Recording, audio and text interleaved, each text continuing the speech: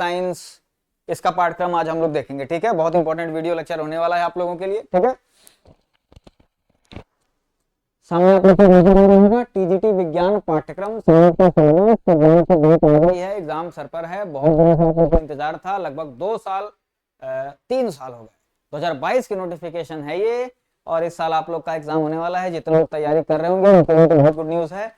और यहाँ पर एक चीज सबसे अच्छी ये है कि अगर एग्जाम हो गया तो उसके बाद जो रिजल्ट, डॉक्यूमेंट वेरिफिकेशन, ज्वाइनिंग, ये जो प्रक्रिया है एग्जाम के बाद वाली प्रक्रिया, इसमें आपका बहुत कम समय लगने वाला है। तो ऐसा नहीं कि एग्जाम हो जाएगा तो उसके बाद फिर 2-3 साल आपको वेट करना होगा। ठीक है, तो इसीलिए कह रहा हूं कि लग जाइए। ठीक है, समय बहुत कम है, 2 से 3 महीने का ही समय बचा हुआ है, उसमें लग जाइए। तो उसके लगने में मैं आप लोग के साथ हूँ ही। ठीक है, ये हम लोग का सफर चलता रहेगा, साथ में हम लोग जो है एग्जाम की तैयारी करते रहेंगे। ठीक है, तो सबसे पहले तो शुरुआत हम लोग सिलेबस से ही करेंगे, पाठ्यक्रम से ही करेंगे। ठीक है, मैंने बताया है कि जब तक एग्जाम आप लोग का नहीं होगा तब तक आप लोग के पास में जो सेलेक्टेड वीडियो, देखिए 2-3 महीने में मैं पूरा तो नहीं कवर कर पाऊंगा। ठीक है, 2-3 महीनों में सीधी सी बात है, अगर कोई भी कह रहा हो कि 2-3 महीने में आपकी टीजीटी की बहुत बेहतरीन तैयारी करा देंगे तो वो आपसे झूठ बोल रहा है, सीधी सी बात है। लेकिन हाँ, अगर आपका थोड़ा सा बेसिक अच्छा है तो मेरे वीडियोस के माध्यम से अगर आप बने रहते हैं तो आप एक अच्छा स्कोर कर ले जाएंगे। ठीक है, अगर आप मतलब मेरिट लिस्ट के आसपास या वहां तक थोड़ा बहुत अगर पहुंच रहे हैं तो आप उसको क्रॉस जरूर कर जाएंगे अगर आप वीडियो में साथ में बने रहते हैं। ठीक है, और ज्यादा से ज्यादा लोगों तक आप वीडियो शेयर भी कर सकते हैं, इससे और भी लोगों का भैया भला होगा। ठीक है, तो सबसे पहले हम लोग देख लेते हैं कि टीजीटी विज्ञान जो आपका सिलेबस है, टीजीटी विज्ञान का जो पाठ्यक्रम है, साइंस का जो सिलेबस है, उसमें कौन कौन सी चीजें हैं। ठीक है, देखिए जब भी टीजीटी विज्ञान का पेपर देने जाता है आदमी तो उसमें 2 बैकग्राउंड होते हैं मैक्सिमम लोगों का। ठीक है, मैक्सिमम लोगों का पीजी कंप्लीट होता है। ठीक है, क्योंकि जो बीएड है वो एमएससी के बाद ही मैक्सिमम लोग करते हैं, पहले बीएससी करते हैं, फिर एमएससी करते हैं, उसके बाद बीएड करते हैं। तो बिरले ही ऐसे होते हैं जो पहले बीएड कर लेते हैं बाद में एमएससी करते हैं। ठीक है, तो मास्टर्स या पीजी हम लोग ये मान के चलते हैं कि बहुत से लोग का होता है। तो बैकग्राउंड की अगर बात करें तो बहुत से जो कैंडिडेट्स हैं उनका फिजिक्स का बैकग्राउंड है, बहुत से कैंडिडेट्स का केमिस्ट्री का बैकग्राउंड है। तो एक चीज तो उनकी सुपर स्ट्रांग रहती है, नो डाउट, और एक चीज में थोड़ा सा वो मतलब 19-20 का तो फर्क रहता ही रहता है। ठीक है, तो इन दोनों का सिलेबस हम लोग देखते हैं। और टीजीटी विज्ञान में भैया फिजिक्स भी आएगा आपका, भौतिकी और रसायन विज्ञान।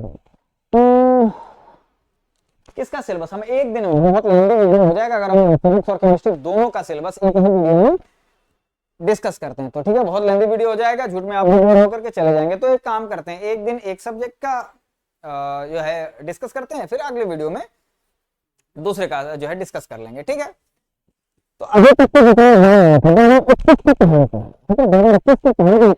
होते थे उसमें तो फिजिक्स का पढ़ना थोड़ा सा भारी रहता था, मतलब फिजिक्स से ज्यादा क्वेश्चंस आते थे। ठीक है, मैं भी तैयारी कर रहा था तो यही मान के चल रहा था, 21 की तैयारी जब मैं कर रहा था ये मान के चल रहा था कि फिजिक्स से ज्यादा क्वेश्चन आएंगे। और मेरा बैकग्राउंड केमिस्ट्री का है। ठीक है, तो एक घबराहट थी दिल में। ठीक है, एक दिमाग में मेरे चल रहा था कि यार ऐसा है कि जो है कहीं फिजिक्स से ढेर क्वेश्चन ना आ जाए।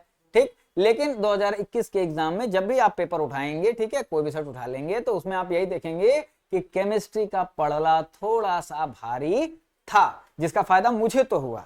ठीक है, जिसका लाभ मुझे तो मिला। ठीक, तो आज हम लोग क्या करते हैं, तो हम लोग ये मान के चलते हैं भाई पैटर्न थोड़ा सा चेंज हुआ तो ये मान के चल रहे हैं कि हाँ भैया ठीक है, हो सकता है कि केमिस्ट्री का पढ़ना इस बार भी थोड़ा सा भारी रहे। ठीक, तो देखते हैं, तो हम लोग केमिस्ट्री का सिलेबस आज डिस्कस करते हैं। केमिस्ट्री का सिलेबस देखिए, सिलेबस बहुत छोटा नहीं है। कहाँ गए, हाँ ये देखिए रसायन विज्ञान, ये है आपका आ गया रसायन विज्ञान, इसका सिलेबस। देखिए कुछ चैप्टर्स मैं बताऊंगा, ठीक है, जो पिछले लगभग आप अगर पेपर उठा करके देख लें, पिछले जितने भी 14-15 पेपर हुए हैं उस पेपर में उठा करके देख लेंगे तो एक आध चैप्टर जो मैं बताऊंगा उससे इतने क्वेश्चन आए, इतने क्वेश्चन आएंगे। और वही आदमी क्या ये जो है बहुत आसान चैप्टर है यार, कि पढ़ा बाद में, ठीक, और उसमें इतने क्वेश्चन आ जाते हैं कि पूछिए नहीं। ठीक है, और वो बहुत बेसिक चैप्टर है, क्लास 10th से आप उसको पढ़ते आ रहे हैं, बहुत बेसिक चैप्टर है। ठीक, तो सबसे पहले देख लेते हैं कि रसायन विज्ञान में पहला जो सिलेबस है आपका, ठीक है, सबसे पहला जो टॉपिक है वो आपका द्रव्य यानी कि मैटर के बारे में आप लोग को पढ़ना है। ठीक है, मैटर, नेचर और उसका बिहेवियर, ठोस, द्रव, गैस, धातु, अधातु, इन सब चीजों के बहुत बेसिक बेसिक चीजें, ठीक, बहुत बेसिक बेसिक चीजें इसके बारे में हम लोगों को पढ़नी है। दूसरा आपका रासायनिक संयोग के नियम, ठीक है, इसको पढ़ने के लिए आपको बहुत ज्यादा कुछ करने की जरूरत नहीं है। क्लास 9 की बुक उठाएंगे आप, एनसीईआरटी उठाएंगे, एशियन पब्लिकेशन उठाएंगे, तमाम किताबें हैं, ठीक है। मैं किसी पब्लिकेशन पब्लिशर का बहुत ज्यादा नाम नहीं लूंगा, लेकिन वर्धमान है, अभ्यास करके किताब आती है, एनसीईआरटी तो है ही, बहुत सारी किताबें, कोई भी किताब उठाइए उसको 5-10 बार पढ़ जाइए, तो पहला टॉपिक तो क्लास 9 की किताब से ही क्लियर हो जाएगा। उसके बाद आपका रासायनिक संयोग के नियम, स्थिर अपवर्त, व्युत्क्रम अनुपात के नियम, गैलुसेक का गैसीय, ये आपका क्लास 11th की किताब उठाइएगा, ठीक है। क्लास 11th की फर्स्ट ईयर की कोई किताब आप अगर उठा लेते हैं और उससे रिलेटेड क्वेश्चंस आप अगर उससे पढ़ जाते हैं तो ये टॉपिक आपका बहुत आसानी से तैयार हो जाएगा। बहुत ऊपर हाई लेवल के इसको पढ़ने की जरूरत नहीं, होने वाले टॉपिक भी आएंगे, देखा जाएगा। पदार्थ की संरचना, डाल्टन का परमाणु सिद्धांत, परमाणु और उनके अभिलक्षण, ये दोनों एक ही चीज है यहां तक, ठीक। यहां तक जो है वो आपका स्ट्रक्चर ऑफ एटम, ये आपका थोड़ा सा विस्तृत चैप्टर है, ठीक है। यहां से आपके ज्यादा क्वेश्चन उड़ सकते हैं, करीब मान के चलिए कि इतने टॉपिक से, सिर्फ इतने से आपके मान के चलिए, मुझे लगता है कि 15 से 20 के अंदर क्वेश्चन आ जाएंगे भैया, 15 से 20 क्वेश्चन आ सकते हैं, ठीक है। ये स्ट्रक्चर ऑफ एटम शुरू कहां से करेंगे? शुरू करेंगे आप क्लास 11th की बुक से, और उसके बाद हायर लेवल की जितने भी आपके पास बुक्स आएंगे, यूट्यूब पर जितने भी वीडियोस आएंगे, ठीक है, छोटे छोटे टॉपिक उठाते जाएंगे, ठीक है। अब जैसे अर्धायु काल और औसत आयु है, ठीक है, हाफ लाइफ टाइम है और एवरेज लाइफ टाइम है, ठीक है। अब इससे रिलेटेड अब आप जट डाले यूट्यूब पर, आपको जिस टीचर की भी लैंग्वेज अच्छी लगती है उसका एक वीडियो उठाए, उस वीडियो को ध्यान से 2 से 3 बार, 4 बार, 5 बार देखिए, उसके बाद क्वेश्चंस लगाने में, ठीक है, लग जाइए आप क्वेश्चन सॉल्व करने में। आप क्वेश्चन सॉल्व करते जाइए, उसके बाद देखिए आपकी प्रिपरेशन कैसी होती है, ठीक। तो मैं तरीका बता रहा हूँ और साथ ही साथ सिलेबस भी आपको बता रहा हूँ, ठीक है। डी ब्रॉगली समीकरण है, डी ब्रॉगली समीकरण उठा लिया भैया, किसी एक का वीडियो देखा, 10 मिनट का वीडियो होगा और उसमें कॉन्सेप्ट क्लियर हो जाएगा। बहुत सारे हैं ऐसे, ठीक है, मैं तो पढ़ाऊंगा ही, ठीक है, मैं तो पढ़ाऊंगा ही, मेरे भी तमाम वीडियोस हैं आपके, ठीक। लेकिन भाई अपने अपने हाइजेनबर्ग अनिश्चितता का सिद्धांत है, एसपीडीएफ कक्षकों की आकृति है, अब्बाउ का सिद्धांत है, ये सारे बहुत इंपॉर्टेंट चैप्टर हैं भैया, इंपॉर्टेंट टॉपिक है। इन सब से फिक्स है प्रश्न आना, इसके अलावा आएगा कहां से भाई, ठीक है, इसके अलावा कहां से आएगा? यही ना केमिस्ट्री है, यही ना पढ़ाना है। अरे कितना पढ़ाना है? 9, 10, 11, 12 इन्हीं पढ़ाना है ना। कोनो डिग्री कॉलेज में जाके प्रोफेसर ही नहीं करनी है कि बैठ के रिसर्च करेंगे, ठीक, इतना पढ़ाना है। 11 से किताब उठाइए, उसके बाद जितनी आप पढ़ते जाते हैं, एनसीईआरटी से शुरुआत करिए, उसके बाद अगर खत्म हो जा रहा है दोबारा पढ़िए, तिबारा पढ़िए, उसके बाद जीआरबी की किताबें हैं, एबीसी की किताबें, बहुत सारी किताबें, उसको रट जाइए, ठीक है। रटने के बाद हाँ थोड़ा टाइम टेकिंग है, ये 4-5 यहाँ पर टॉपिक क्लियर हो रहे हैं अगर, तो टाइम टेकिंग है, ये वाला पोर्शन में बात कर रहा हूँ, ठीक। 15 से 20 क्वेश्चन आ जाएंगे। इसके बाद हम देख लेते हैं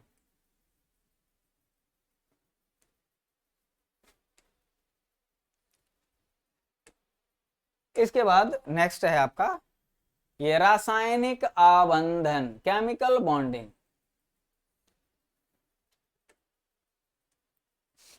ये वाला पोर्शन,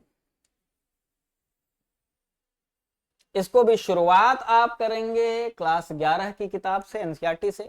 बहुत इंपॉर्टेंट टॉपिक है ये भी, ठीक। जितना मतलब मैंने एनालिसिस किया है, कक्षा 11 से बहुत ज्यादा प्रश्न पूछे जाते हैं, कक्षा 11 की केमिस्ट्री से, ठीक है। कक्षा 11 की केमिस्ट्री से सबसे ज्यादा मैक्सिमम क्वेश्चन उसी से पूछे जाते हैं, इनऑर्गेनिक पोर्शन जो है, ठीक है। ऑर्गेनिक से भी आते हैं प्रश्न, ऑर्गेनिक से भी आते हैं, ठीक है, लेकिन कक्षा 11 के 4-5 चैप्टर हैं ऐसे इतने इंपॉर्टेंट है कि पूछे मत यार, उससे ज्यादा क्वेश्चन आते हैं, ठीक है। मेरी एनालिसिस यही कहती है और ये सही एनालिसिस है, ठीक है। ये नहीं कि मेरी बस कहती है अपने मन में साइन ऐसे बोल दिया गया है, ठीक है, ये सही एनालिसिस है, ठीक है। बहुत ज्यादा रिसर्च करने के बाद मैं बता रहा हूँ 11 की केमिस्ट्री से ही मैक्सिमम क्वेश्चंस आपके पूछे जाते हैं, ठीक है। तो ये आप 11 की किताब उठाएंगे और वहां से फिर उसको और ज्यादा स्टडी, उसकी हायर स्टडी, जैसे जैसे आपके पास किताबें अच्छी हैं तो अच्छी किताबों से पढ़िए, यूट्यूब पर देखिए, ठीक, और फिर क्वेश्चन सॉल्व करिए। मेन चीज तो आपका फाइनल वही आता है, क्वेश्चन सॉल्व करना। इसके बाद आपकी रासायनिक अभिक्रियाएं, ये तो आप क्लास 9 से शुरू करते हैं, 11 में आकर के खत्म कर देंगे, उससे ज्यादा नहीं आएगा। 9 से शुरू करेंगे, 11 में आके खत्म कर देंगे, ठीक। उसके बाद है रासायनिक विद्युत रासायनिक सेल नष्ट, कक्षा 12 उसकी एनसीईआरटी लेकर के पढ़ जाइए, कक्षा 12 की एनसीईआरटी लेकर के पढ़ जाइए। ठीक, उसके बाद कुछ और हायर लेवल की किताबें देख लीजिए। ठीक है, 11 में ये चीज नहीं है, 12 में है। ठीक है, पूरा कंसेप्ट क्लियर हो जाएगा, यकीन मानिए। बहुत इंपॉर्टेंट नहीं है, लेकिन हाँ मान लीजिए क्वेश्चन भी आ गया और आप 1 नंबर की मेरिट से रह गए तो कहेंगे कि भाई पंकज सर काले रहना है कि जो है ये क्वेश्चन नहीं आएगा, पढ़े होते तो आ गया होता है। यहाँ पर एक नंबर की जो है आपको आवश्यकता है। 1 नंबर आपका भविष्य बना भी सकता है, 1 ही नंबर आपका भविष्य बिगाड़ भी सकता है। ठीक है, उसके बाद आता है सबसे ज्यादा इंपॉर्टेंट चैप्टर बाबू, तत्वों का आवर्ती वर्गीकरण। एक चैप्टर, एक मात्र चैप्टर जिससे लिख करके दे रहा हूं, समझ लो कि छप चुका है पेपर में। 8 प्रश्न खाली है चैप्टर से आए बाबू, 8 प्रश्न, एक ही चैप्टर से आएगा 8 प्रश्न। दिमाग में अपने बैठा लो, ये एक चैप्टर है, एक चैप्टर नहीं था, एक पोर्शन था पूरा, लेकिन एक अकेला चैप्टर है जिससे 8 प्रश्न होगा वो इसी चैप्टर से होगा। ठीक है, 1 घंटा 2 घंटा 10 घंटे लंबा हो मुझे उससे फर्क नहीं पड़ता है, लेकिन कंसेप्ट पूरा क्लियर करा करके ही जाऊंगा। बात समझ में आ रही कि नहीं? ठीक, उसके बाद जो है मेरी जिम्मेदारी है, अगर ये चैप्टर आप मेरी वीडियो को देख लेते हो, ठीक है, इसके बाद वही वीडियो आपका आना है। अगर वो देख लेते हो, जितना लंबा हो, लंबाई की भाई वीडियो 10 घंटे 12 घंटे का भी हो जाए कोई दिक्कत नहीं, उतना नहीं जाएगा, ये कहने की बात है। 2 से 3 घंटे का होगा, एक एक चीज आपका पूरा का पूरा कंसेप्ट क्लियर हो जाएगा। और ये 8 क्वेश्चन फिर आपको कहीं नहीं जाने हैं, ये 8 प्रश्न आपको नहीं जाने हैं। ठीक है, इसके बाद फिर आपका आता है, वो तो भाई विश्वविख्यात है, जीओसी जनरल ऑर्गेनिक केमिस्ट्री, सामान्य कार्बनिक रसायन है। ठीक, ये वाला पोर्शन आपका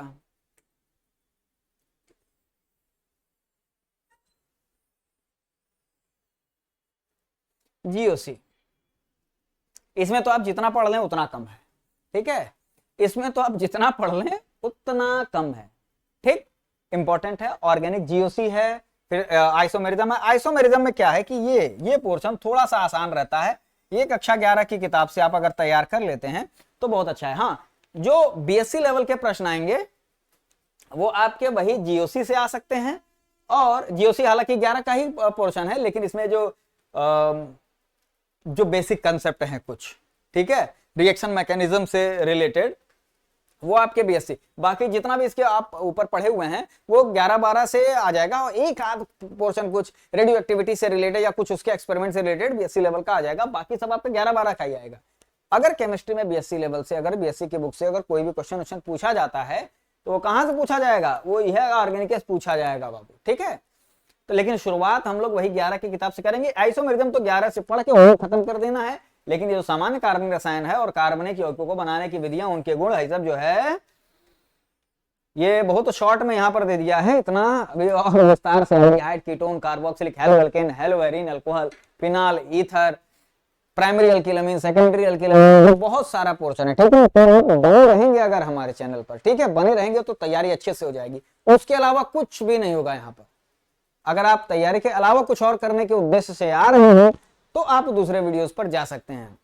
अगर आप सिर्फ और सिर्फ तैयारी करने के उद्देश्य से आ रहे हैं तो आप सही जगह पर हैं, आप और हम मिल करके तैयारी करते हैं। ठीक है, तो ये तो हो गया सिलेबस की बात। ठीक है, ये हो गया हमारे केमिस्ट्री के पाठ्यक्रम की बात। नेक्स्ट जो हमारा होगा वो हम फिजिक्स के वीडियो पर डिस्कस करते हैं। ठीक है, फिजिक्स के सिलेबस पर डिस्कस करते हैं कि फिजिक्स में क्या क्या चीजें हैं, और पहला आपकी तैयारी करने का वीडियो होगा, मैंने बताया है, पहला फर्स्ट वीडियो आपका आवर्त सारणी के ऊपर ही आने वाला है। हो सकता है कि वो थोड़ा बड़ा हो सकता है थोड़ा सा छोटा होने का तो कोई चांस नहीं है। ठीक है, हम लोग तैयारी कर रहे हैं, एक भी चीज छूटनी नहीं चाहिए। ठीक है, तो फिर से कह रहा हूं कि स्ट्रेस फ्री रहिए, don't be serious, be sincere, तैयारी करिए और इस बार फोड़ करके एग्जाम में आइए।